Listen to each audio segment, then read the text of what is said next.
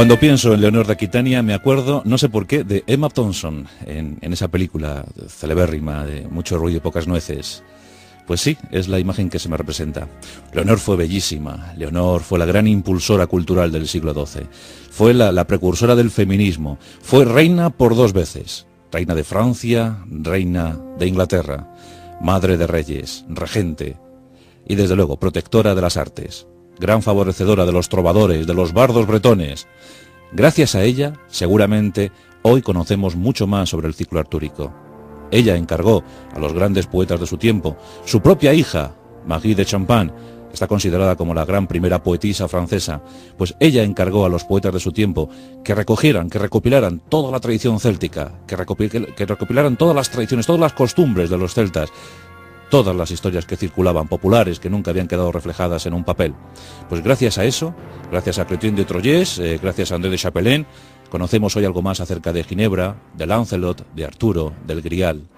Es Leonor de Aquitania, la mujer más importante de su tiempo, de la Edad Media, nada más y nada menos, el siglo XII, donde las mujeres estaban relegadas casi a la nada. Pues Leonor se rebeló ante todo eso. Leonor era una mujer fuerte, Leonor era una mujer hermosa, Leonor tenía carisma, tenía personalidad y supo estar a la altura de las circunstancias. Hoy en día las mujeres le deben mucho, porque en su tiempo fue la única que enarboló la bandera del feminismo, la bandera de la igualdad.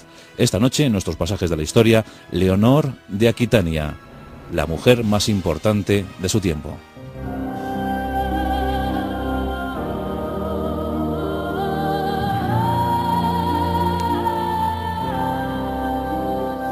Y es que la niña prometía mucho, de casta le venía al galgo.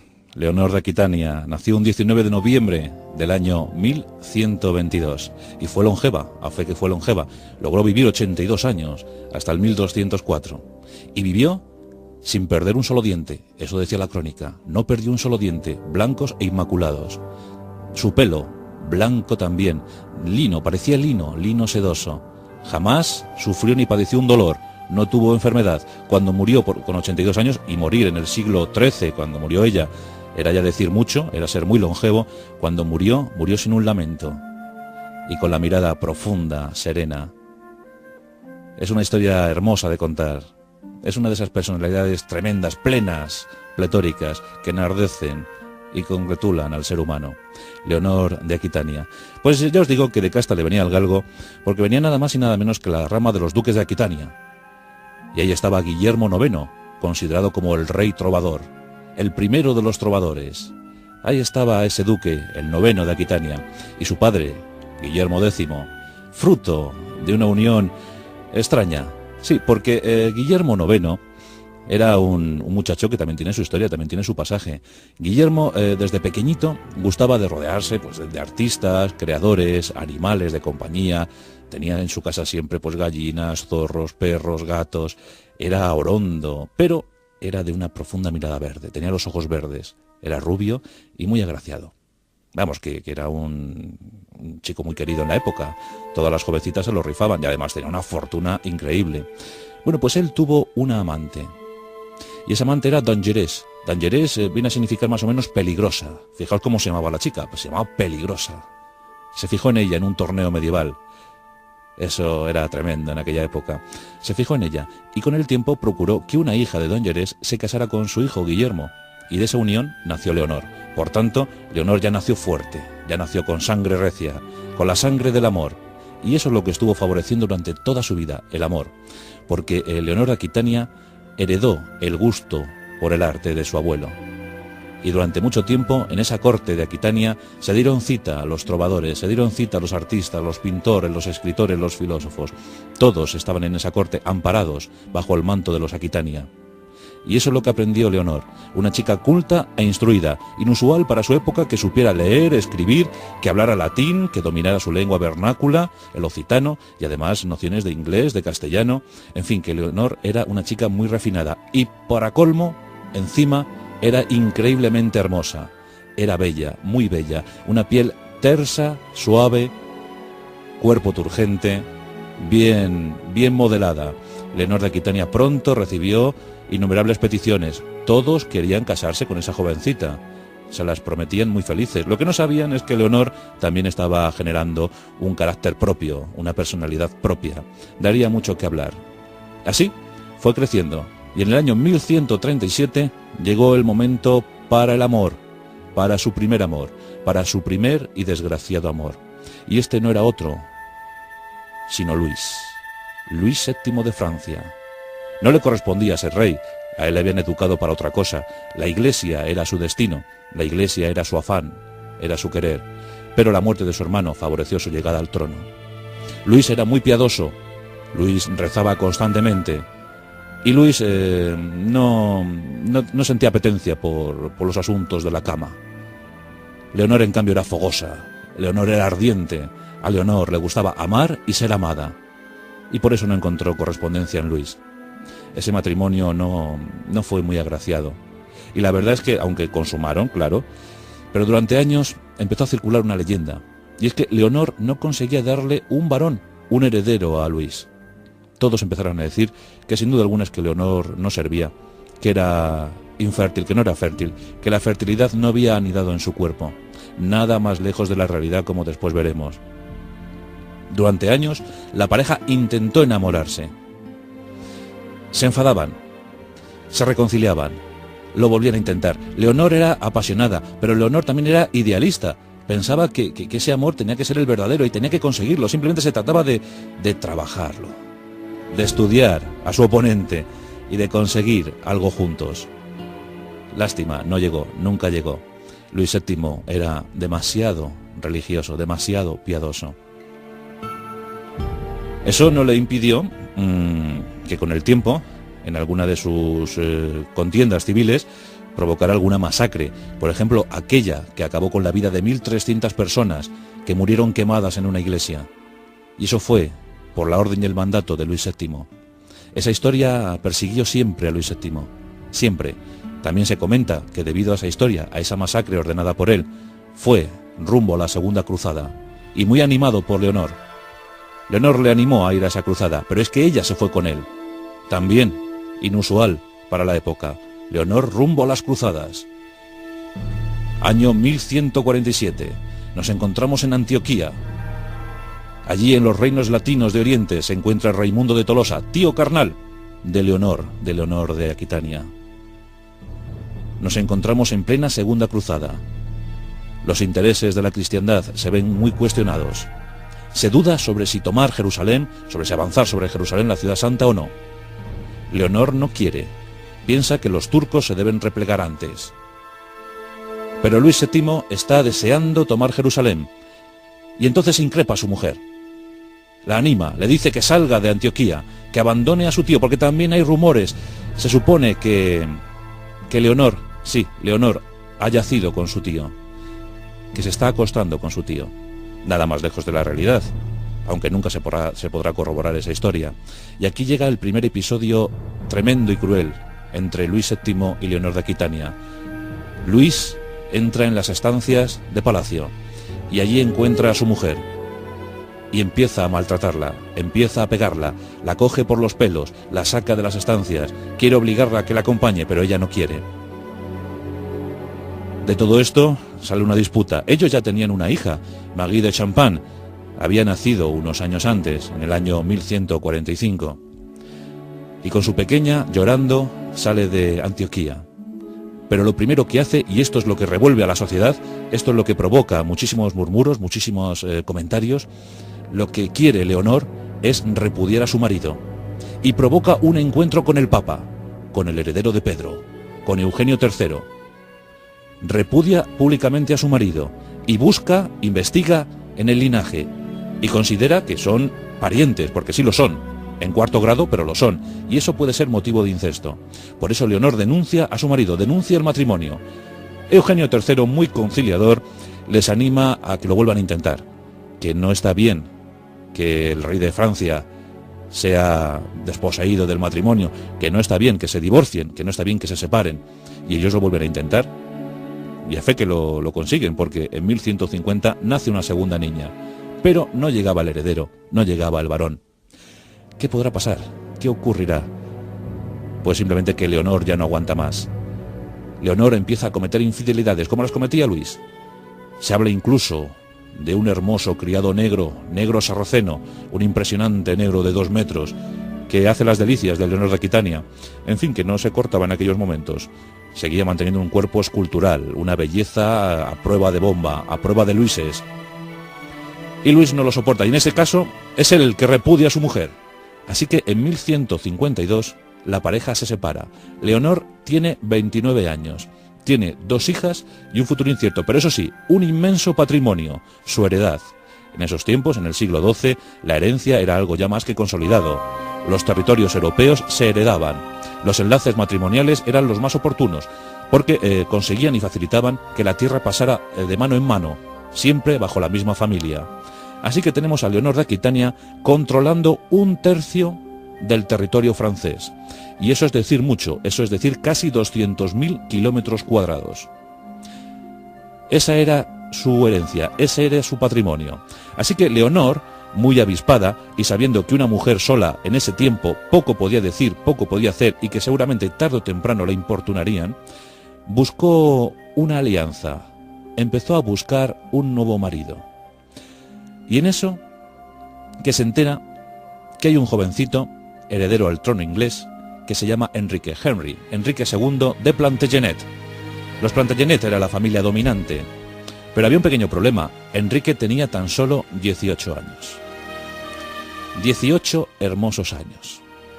Leonor tenía 29, pero a fe que parecía más joven. Los dos eran hermosos. Los dos eran amantes del arte, amantes de las letras, amantes de la cultura. El siglo XII estaba en todo su esplendor. Y Leonor envía una carta de amor a Enrique, y este queda asombrado y fascinado por la personalidad de la mujer que le ha enviado esa carta. Enrique se presenta ante ella, y los dos se enamoran.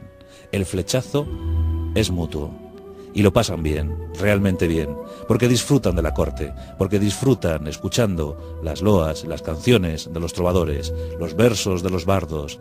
Es el momento de rememorar viejas y épicas historias. Hablan del ciclo artúrico, hablan del grial, hablan de ideales, hablan de anhelos. Los dos jóvenes se sienten identificados, se ven el uno reflejado en la otra y al revés. Es una historia de amor preciosa. Y esto en 1152, recién divorciada del infame Luis VII. Enrique II parece cubrir todas las expectativas de la hermosa Leonor de Aquitania. Algo se estaba gestando, algo fundamental para el devenir de la historia europea. Se casan en mayo de ese mismo año. No pudieron esperar más. En pocos meses la unión se había realizado. Y aquí tenemos a la infértil, a la supuestamente infértil Leonor de Aquitania. Fijaos el dato, es espectacular. En esta unión, en este matrimonio feliz, por lo menos en los primeros años, entre ese matrimonio de 1152 y 1166, nacieron 8 hijos, 5 de ellos varones, tremendos. Ahí estaba William, que murió, lamentablemente, pero ahí estaba Enrique, llamado el joven, el preferido de Enrique II. Ahí estaba Ricardo, el que posteriormente sería Ricardo I, corazón de león, el favorito, el mimado, el tutelado por Leonor, en el que vio todo el linaje de los Aquitania. También nació Geoffrey. Dicen que le puso Geoffrey en homenaje a un antiguo amante suyo, Geoffrey d'Anjou. Bien. Y tenemos a John, más conocido por todos como Juan sin tierra, el más pequeño, el más joven, el más delicado, nacido en 1166. También nació su hija Leonor, le puso su nombre porque también la vio fuerte como ella. Leonor de Inglaterra, aquella que se desposó con Alfonso VIII, considerado como el rey niño, y de la que nacerían hijos como Blanca, a la que posteriormente, ya muy longeva, la propia Leonor de Aquitania asistiría a su boda en Castilla, el viaje a España, el famoso viaje a España. En fin, que fijaos cómo va creciendo la prole. Leonor de Aquitania ya tiene 10 hijos, y en ese tiempo Enrique II empieza a hartarse un poquito. Leonor es dominante, es de perfil dominante. Quiere estar metida en todos los asuntos de su marido, en todos los asuntos del reino. Y es que, claro, se estaba creando una entidad sumamente poderosa.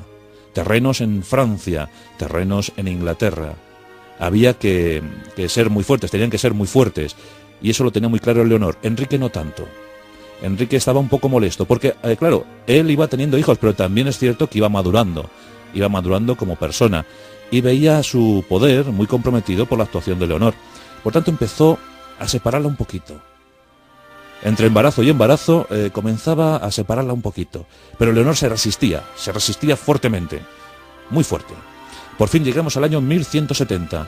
Las presiones obligan a Enrique II a realizar testamento. Y comienza a repartir sus territorios. Guillermo había fallecido, pero Enrique el joven va a heredar buena parte de los territorios. También a Joffrey le van a dar su Bretaña. A Ricardo le van a ceder los territorios patrimoniales de la madre. Y a John, pues lo cierto es que le dieron una cosa tan insignificante, un condado, el condado de Montrés, que desde entonces le llamaron todos Juan sin tierra. Ese es el verdadero motivo por el que le llamaron Juan sin tierra, porque fue tan exigua la herencia que recibió de su padre que todos consideraron que no había recibido nada, que no tenía tierra que asumir. Por tanto, ya desde entonces Juan sin tierra, una historia triste la de Juan sin tierra. Además, un personaje injustamente tratado por la historia, injustamente tratado. Leonor empieza ya a enfadarse con Enrique, pero a enfadarse seriamente. Tanto que reúne a sus hijos y provoca una confabulación. Inculca a sus hijos que deben destronar a su propio padre. Aquí la gente puede pensar, qué perversa, qué mala era Leonor de Aquitania. Pues no tanto, no tanto. Ella veía a Enrique muy débil, demasiado rodeado por afines, por asesores que le aconsejaban, que le asesoraban muy mal. Y Leonor, que era más fuerte que Enrique, quiere ante todo que prevalezca su linaje, que su reino siga siendo fuerte, el más fuerte de Europa. Y lo quiere conseguir con sus hijos, y empieza a inculcarles el deseo de destronar al padre. Es mejor destronar a tu padre antes que perder nuestro reino. Y los hijos actúan contra el padre. En 1172 actúan en guerra contra el padre. Enrique II, que era más fuerte de lo que se pensaba a Leonor, consigue ganar. Y en un esfuerzo tremendo de piedad, perdona a todos sus hijos. Como si no hubiese pasado nada. A la que no perdona es a Leonor. Sabe que está detrás del complot. Y por tanto, la destierra al castillo de Chinon.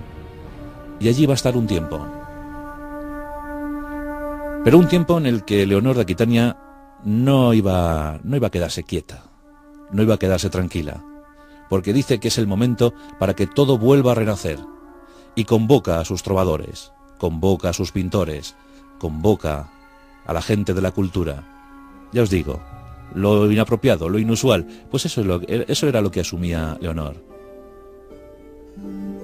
Y consigue que los músicos vuelvan a tocar. Y consigue que los mejores pájaros, que las mejores aves del reino vayan hasta Chinon. La cultura emanaba de aquellos muros. Y se comienzan a escribir obras. Aquí encuentra la alianza de su hija Marie de Champagne, María de Francia, la primera poetisa francesa. Y consiguen concebir un código, el Código del Amor. Un código que constaba de 31 capítulos. Aquí nace realmente el amor cortesano. Un amor de inspiración. Un amor más allá de la pasión. Un amor verdadero. Incluso crean una especie de corte, una corte regida por mujeres, a la que acuden las jóvenes parejas para sus disputas amorosas. Todo se resuelve con la palabra, todo se resuelve con el discurso, con la comprensión de las féminas. Y desde luego es un éxito. Todo el mundo habla del amor cortés. El cortejo. Ahí nace el cortejo, cortejar a la dama. Era la máxima aspiración de cualquier noble caballero. Leonor de Aquitania consigue imponer la educación. Antes era pues amor físico, amor violento, amor porque sí, amor porque aquí te cojo, aquí te pillo y aquí te mato. Pero desde Leonor de Aquitania cambian los conceptos. Ya os digo que es la verdadera impulsora de la revolución cultural del 12. Esa es Leonor de Aquitania. Y ese código del amor inmortal y esos ciclos artúricos que por fin quedan plasmados en un papel, la recopilación de leyendas, de tradiciones, es un mérito, esa es una tarea que emprendió Leonor de Aquitania. Cristian de Troyes, André de Chapelain, la verdad es que fueron estupendos escuderos de Leonor de Aquitania. En ese tiempo, en ese periplo, lo consiguieron. En 1183, la verdad es que tiene problemas serios porque fallecen algunos de sus familiares. Ella siempre había vivido con la desgracia de haberse quedado huérfana muy pronto, de haber perdido a su madre, haber perdido hermanos, también ve morir a sus hijos.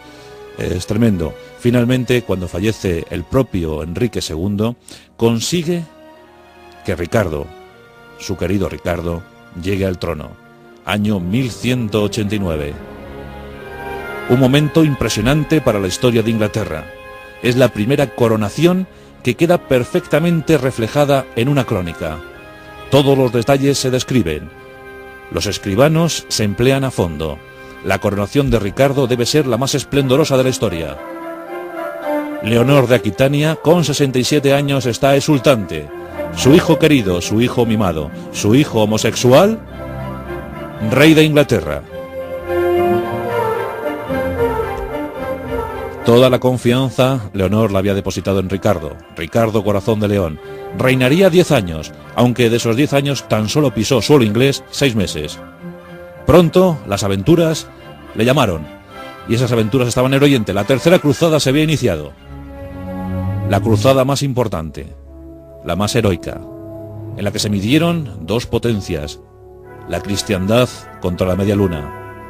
Aquí cuenta la crónica que Ricardo I, Corazón de León, se enamoró profundamente de su oponente Saladino. Nunca se sabrá si ese amor llegó a consumarse, pero sí que es cierto que marchó a esa cruzada con un antiguo amante suyo, Felipe II de Francia. Leonor, regente entonces, estaba preocupada porque, claro, su niño mimado, su niño querido, no iba a conseguir darle un heredero. Buscó a Berenguela de Navarra, una joven hermosísima, guapa, bellísima, una navarra estupenda, y bueno, con ella viajó a Limasol, a Chipre, y allí los casó. Pero lo cierto es que los dos jóvenes, aunque en principio Berenguela estaba enamoradísima de Ricardo, pero no fue bien recibida por Ricardo. Ricardo estaba en otras cosas. Lo de Ricardo era la guerra y el amor, pero de otro tipo. En fin, que no hubo herederos. Ricardo, durante un tiempo, estuvo luchando en esa tercera cruzada. Luego regresó, como bien es sabido, en 1192, fue capturado por los alemanes. En ese momento Leonor está triste, está buscando el rescate a toda costa, quiere conseguir la enorme cantidad que le piden para rescatar a su hijo, a Ricardo Corazón de León, el ansiado, el añorado, el querido por los ingleses. Por fin, en 1194 es liberado. Pero no consigue gestar varón que le suceda. Leonor está seriamente preocupada y muy cansada se retira. Se retira a una abadía y allí, orando, rezando y con el mecenazgo propio de toda su vida, sigue favoreciendo las bellas artes, sigue favoreciendo la literatura, la música. Finalmente Ricardo fallece. Es una tragedia para Leonor. Está viendo cómo mueren sus hijos. Están todos falleciendo.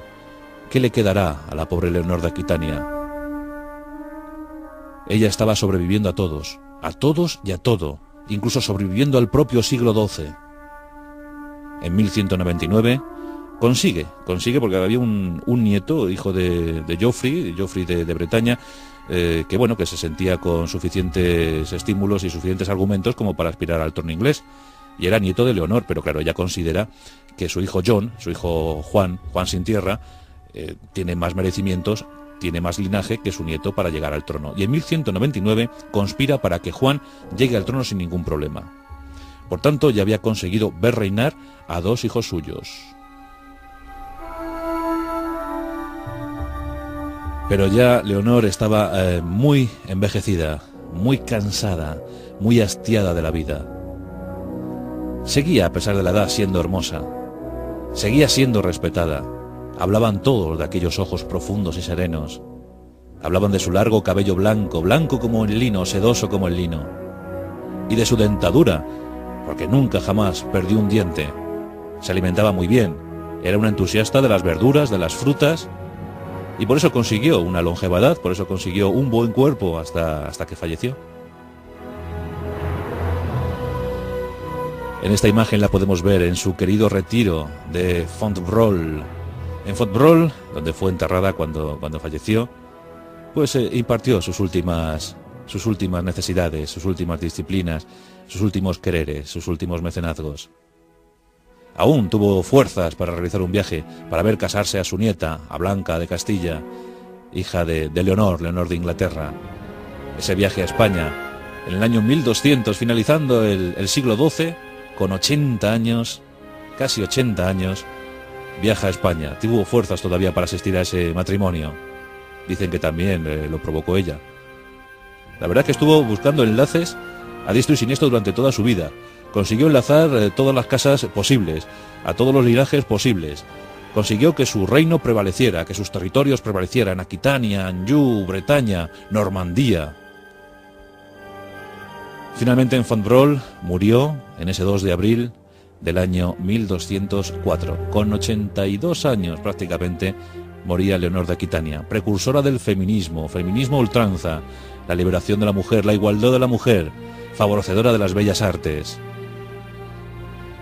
la gran impulsora de la revolución cultural del 12. Ya os digo, si hoy sabemos mucho más sobre Arturo, sobre Camelot, sobre la tabla, sobre los 12 caballeros, sobre el Grial, sobre Ginebra, sobre Lancelot, sobre los amores de Lancelot y Ginebra, si hoy sabemos algo más sobre eso, es gracias a Leonor de Aquitania, gracias a que favoreció a los escritores, a los juglares, a los trovadores, a los bardos, y les dijo, hay que hablar, hay que recuperar las tradiciones, tenemos que buscar las raíces de nuestro pueblo, las raíces de los nuestros, la cuna de los nuestros, y buscaron y crearon, y consiguieron que Arturo fuera el gran rey que hoy conocemos, y consiguieron que Excalibur fuera algo más que una espada. Todo eso gracias a Leonor de Aquitania.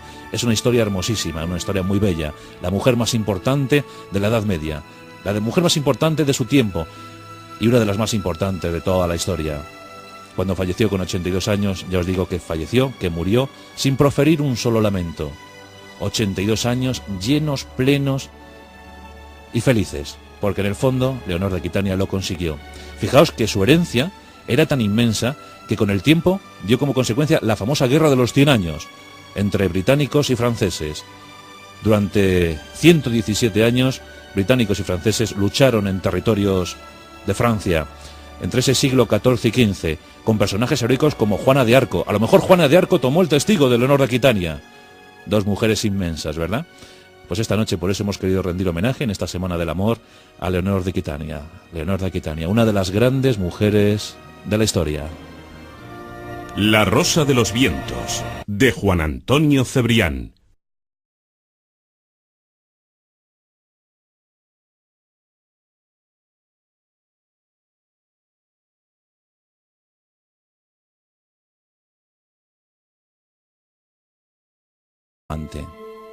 Y esa amante era Dangerés. Dangerés viene a significar más o menos peligrosa. Fijaos cómo se llamaba la chica, pues se llamaba Peligrosa.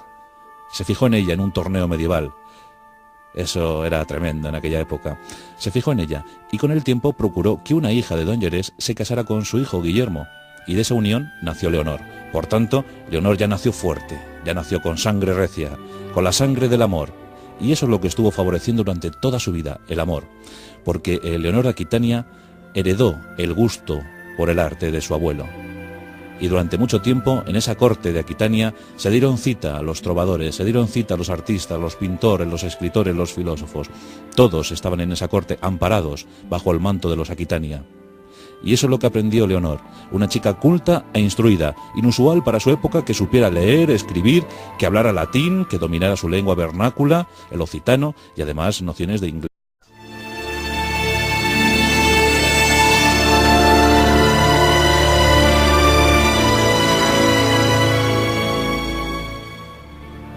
Cuando pienso en Leonor de Aquitania me acuerdo, no sé por qué, de Emma Thompson en esa película celebérrima de mucho ruido y pocas nueces.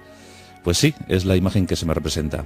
Leonor fue bellísima, Leonor fue la gran impulsora cultural del siglo XII, fue la precursora del feminismo, fue reina por 2 veces, reina de Francia, reina de Inglaterra, madre de reyes, regente y desde luego protectora de las artes.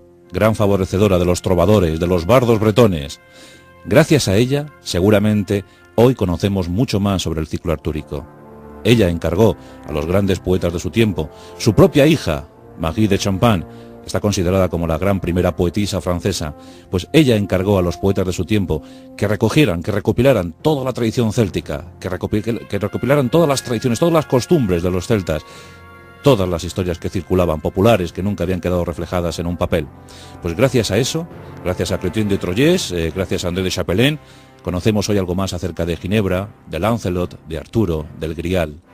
Es Leonor de Aquitania, la mujer más importante de su tiempo, de la Edad Media, nada más y nada menos, el siglo XII, donde las mujeres estaban relegadas casi a la nada. Pues Leonor se rebeló ante todo eso. Leonor era una mujer fuerte, Leonor era una mujer hermosa, Leonor tenía carisma, tenía personalidad y supo estar a la altura de las circunstancias. Hoy en día las mujeres le deben mucho, porque en su tiempo fue la única que enarboló la bandera del feminismo, la bandera de la igualdad. Esta noche, en nuestros pasajes de la historia, Leonor de Aquitania, la mujer más importante de su tiempo. Que enardecen y congratulan al ser humano. Leonor de Aquitania. Pues ya os digo que de casta le venía al galgo, porque venía nada más y nada menos que la rama de los duques de Aquitania. Y ahí estaba Guillermo IX, considerado como el rey trovador, el primero de los trovadores. Ahí estaba ese duque, el noveno de Aquitania, y su padre, Guillermo X, fruto de una unión extraña. Sí, porque Guillermo IX era un muchacho que también tiene su historia, también tiene su pasaje. Guillermo, desde pequeñito, gustaba de rodearse pues, de artistas, creadores, animales de compañía. Tenía en su casa siempre pues, gallinas, zorros, perros, gatos. Era orondo, pero era de una profunda mirada verde. Tenía los ojos verdes. Era rubio y muy agraciado. Vamos, que era un chico muy querido en la época. Todas las jovencitas se lo rifaban y además tenía una fortuna increíble. Bueno, pues él tuvo una ama.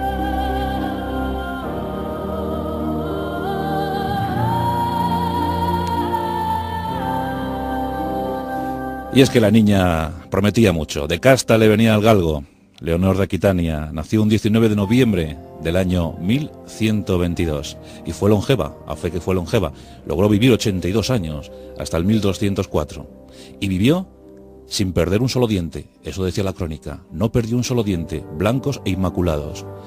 Su pelo, blanco también, lino, parecía lino sedoso. Jamás sufrió ni padeció un dolor. No tuvo enfermedad. Cuando murió con 82 años, y morir en el siglo XIII, cuando murió ella, era ya decir mucho, era ser muy longevo. Cuando murió sin un lamento y con la mirada profunda, serena. Es una historia hermosa de contar. Es una de esas personalidades tremendas, plenas, pletóricas.